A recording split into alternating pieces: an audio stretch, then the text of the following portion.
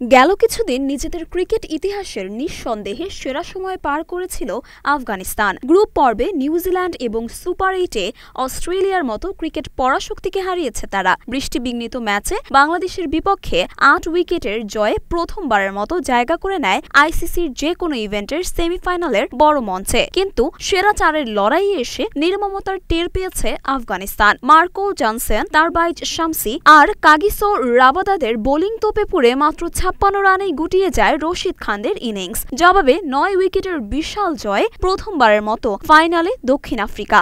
বিশ্বকাপ জুড়ে দারুণ পারফর্ম করা আফগানিস্তানের এমন বাজে পরিস্থিতি দেখার জন্য অনেকেই প্রস্তুত ছিলেন না। প্রথমবার সেমিফাইনালে খেলার চাপ নিতে না পারা নাকি ক্লান্তির কারণে এমন বিপর্যয়, সেটি নিয়ে চলছে বিশ্লেষণ। প্রোটিয়াদের বিপক্ষে ম্যাচ শেষে আফগান কোচ জোনাথন ট্রট বলেন, কিছু বলে আমি নিজেকে সমস্যায় ফেলতে চাই না। এটা এমন ম্যাচ ছিল না যেটাতে সেমিফাইনালের মতো ম্যাচ আপনি চাইবেন। এটাই সোজা সাপটা ব্যাপার। এটা ফেয়ার প্রতিযোগিতা থাকা উচিত বল ব্যাটের। আমি বলছি না একদম ফ্ল্যাট হবে যেখানে স্পিন হবে না, সিম মুভমেন্ট হবে না। বলছি ব্যাটারদের ভীতির কারণ হয় এমন হওয়াও উচিত না। ফুট মুভমেন্ট যাতে তারা আত্মবিশ্বাসের সঙ্গে করতে পারে এমন হওয়া উচিত। দক্ষতা কাজে লাগানোর পরিস্থিতি থাকা উচিত। ট্রট আরও যোগ করেন, দক্ষিণ আফ্রিকা খুব ভালো বল করেছে, পিচের আচরণ কাজে লাগিয়েছে। আমাদের মিডল অর্ডার পুরো টুর্নামেন্টেই ভালো করেনি। গুরবাজ আর ইব্রাহিম ছাড়া কেউ রান করছিল না। সুপার 8-এর শেষ ম্যাচ খেলার 48 ঘন্টারও কম সময়ের মধ্যে সেমিফাইনালের লড়াইয়ে নামতে